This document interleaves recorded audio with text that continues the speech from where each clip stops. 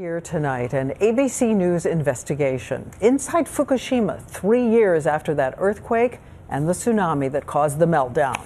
Tonight we want to show you how bad the radiation is and ask if they are doing everything they can to keep it from coming toward the United States. ABC's Cecilia Vega takes us into the hot zone. This used to be a thriving community of farms and fishing villages until March 11, 2011. Japan's largest earthquake ever, the tsunami that followed engulfed entire villages, flooding the Fukushima Daiichi power plant and triggering a nuclear catastrophe. 2.5 years later, we gain rare access to examine the fallout by land and by sea to find out if Fukushima is still a threat to the rest of the world. Near the plant, a 12-mile stretch of evacuated land still teems with radiation hotspots. So this is our permit we've got to get. Locals call it the no-go zone. We can go. On the other side, ghost towns, where time just stood still. This better work. We suit up, armed with radiation detectors to tell us when we're in danger. We go inside Fukushima's ground zero to see the unprecedented cleanup underway. Though critics are skeptical, the power plant's embattled operator, TEPCO, is up to the task. The closer we get to the ruins of the meltdown, our radiation detectors climb. We're in another hot spot. It is a serious warning. TEPCO told us we can only spend 1 hour inside the plant. Any more time and we risk harmful radiation exposure. Radiation right here alone, about 2,000 times higher than outside Fukushima. 1,500 highly radioactive fuel rods inside this pool. They've got to move them outside of this reactor into a safer location. It is a vital, some say dangerous first step to shut down this plant.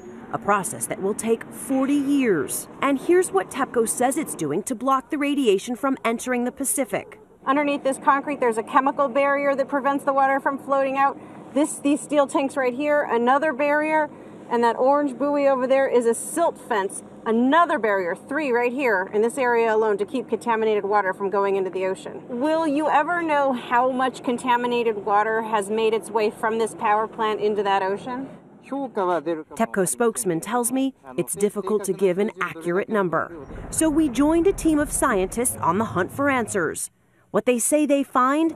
Radiation 1,000 times higher than before the meltdown, though it's still below the legal limit for swimming and drinking. Can the damage that's been done be repaired here, or is it too late? It's not too late, he says, but Japan can't do it alone.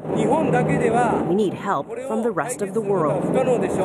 And they're not alone. We meet oceanographer and radiation expert Ken Bessler in Fukushima, where he's come to examine the fallout. The Japanese government claims radiation is contained in this small harbor outside the plant.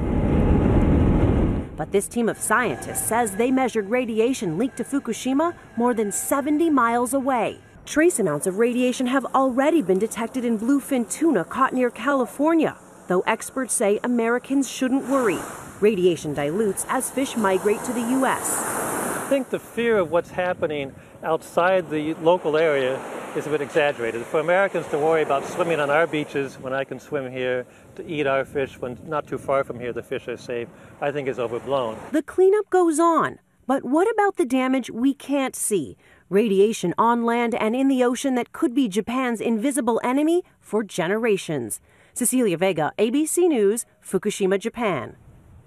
And by the way, we did check with some leading radiation experts here in the U.S. who tell us so far no tests on the West Coast have shown the levels of the kind of cesium radiation that would implicate radiation from Fukushima.